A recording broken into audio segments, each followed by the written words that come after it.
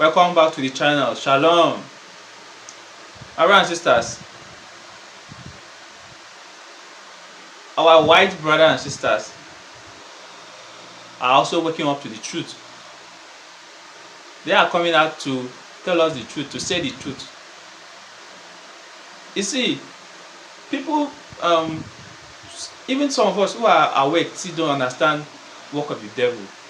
The whole thing is not about black skin or white skin. The whole thing is about devil deceiving the whole world.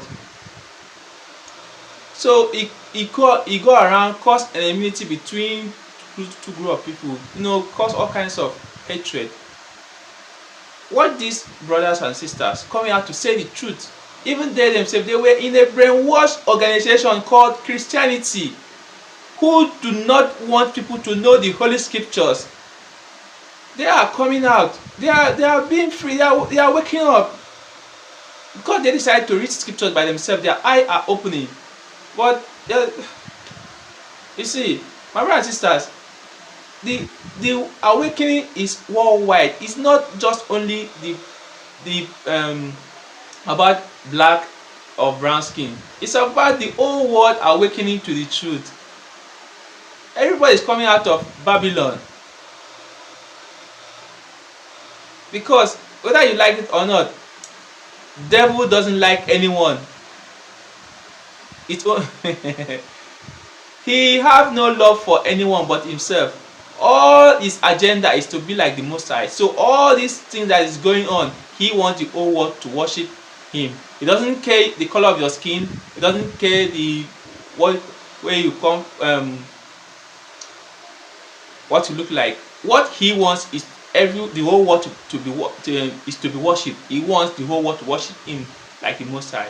So it wasn't just us that he deceived. He deceived them Gentiles too. So even the Gentiles are coming out to the whole world that this thing called Christianity is devil worship. Alright, brothers and sisters, please watch the video. Then after the video, you tell us what you think in the comment section. Alright, brothers and sisters, shalom. See you next time. So I consider that the so-called black people of the West are actually the Jews of the scripture. And it's a weird thing in my life because I was always taught that these people from Europe were Jews. And so, you're looking one direction, you're not, but then when you start looking at first you go like, well, are they ethnically Jew? And you look for that, right? And I think the best argument for the ethnicity of their Jewish heritage is the old maps, the old sailors' maps have the interior of West Africa named Judah land, and there's a couple other things that are very Hebrew tribe related. A lot of people contend that the Ibu tribe of Africa that's just really a variation of the word Hebrew. So those are points to be made, perhaps anecdotal, because I think as I've looked into the blood path, it's hard to follow on either side. And so I don't want to contend against the European Jewish people, right? If they are a fulfillment of Noah's prophecy, we don't want to treat them the way that Ham treated Noah, right? If these are the children of Japheth dwelling in the tents of Shem, when Noah said that, he was saying they would dwell safely, right? That Shem and Japheth are brothers. So I believe that there's something redemptive to this thing. And so when I look at the black Hebrew, what is solid for me, I think about God's character. I think about the character of God. I think about the evidence of the scripture. I think about what Yahweh says to Moses when he says, "Surely I've heard the groaning of my people," knowing that this people have groaned in that same way. The groan of being the captive, right? Being the this whole system is parasitic to this one people and keeping this people down. And then you wonder, well, how can you get value from putting another person down? Well, it just is proof that people have value. And specifically, when you talk about the Hebrew people, I think that would also say that, the record of the Hebrew race, do we need to know the blood ethnicity of the Hebrews? I don't know.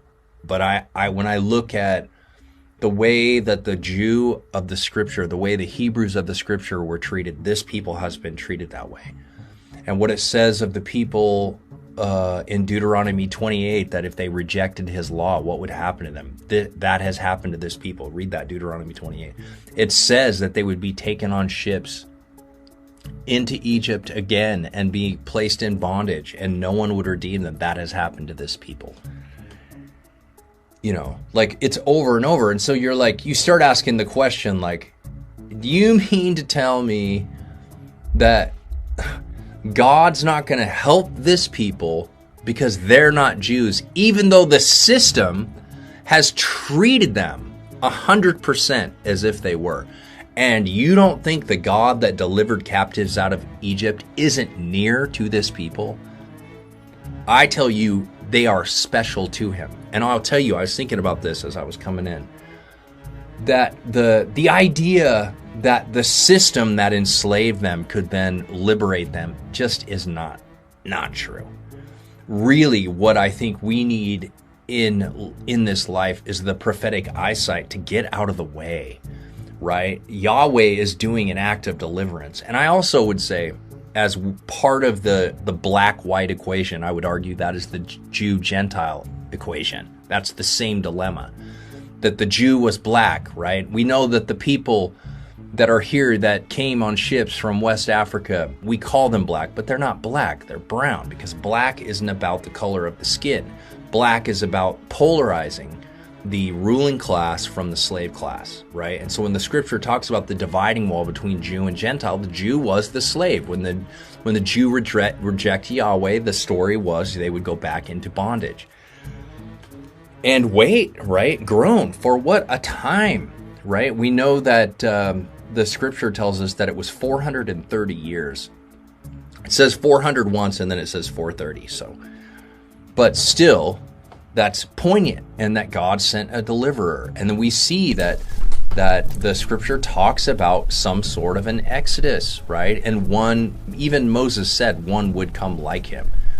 My brothers and sisters, share your thoughts with us in the comment section. And don't forget to subscribe to our channel and share. Don't forget to subscribe to our channel, like and share the video. Remain blessed. Shalom.